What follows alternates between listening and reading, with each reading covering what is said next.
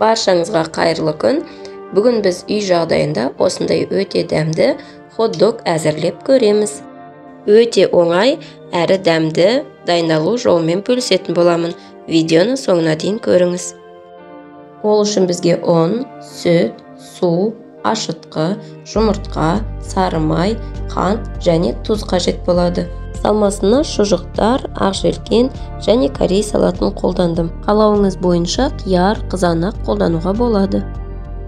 Ең алдымен қамырын илеп аламыз.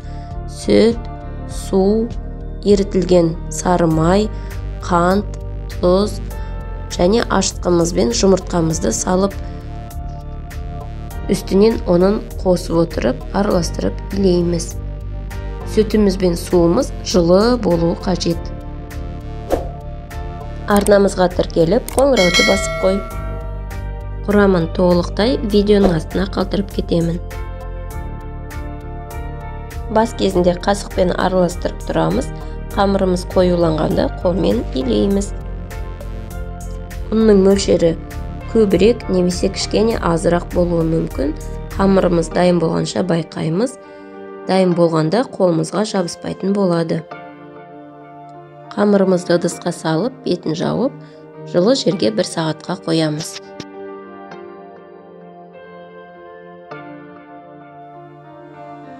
Көтерілген қамырымызды алып, бірдей бөліктерге бөлеміз. Менде 13 бөлік шықты. Қолымызды майға матырып отырып, кішкентай шариктер жасап аламыз.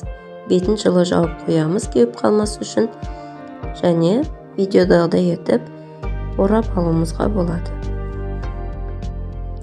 Формасын міндетті түрде бұлай орамай, сопақша формада етіп жасап, солайда пісіріп қолдана берсек болады. Бір жұмыртқаға шым-шым ғана қант қосып, тоқаштарымыздың бетіне жағып шығамыз. Мен бетіне кунжут дәндерін септім. Сіздер қалауыңыз бойынша сеппесеңіз де болады. 180 градус қызып тұрған пешімізде 20 минут пісіріп аламыз. Тоқаштарымыз дайын болды. Видеодағыдай үстіңгі жағынан немесе жанынан кесіп, салмасын саламыз. Салмасына әр түрлі заттарды қолдануға болады.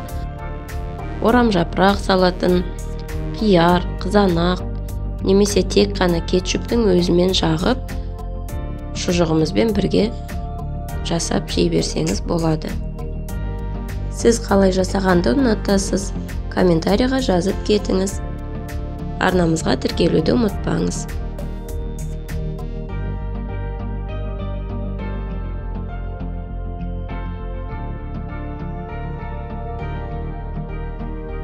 Үй жағдайында жасаған хот-догымыз өте дәмді болды. Ең бастысы, ішіне не салынғанын білеміз. Сіздер де әзірлеп көріңіздер. Ас болсын.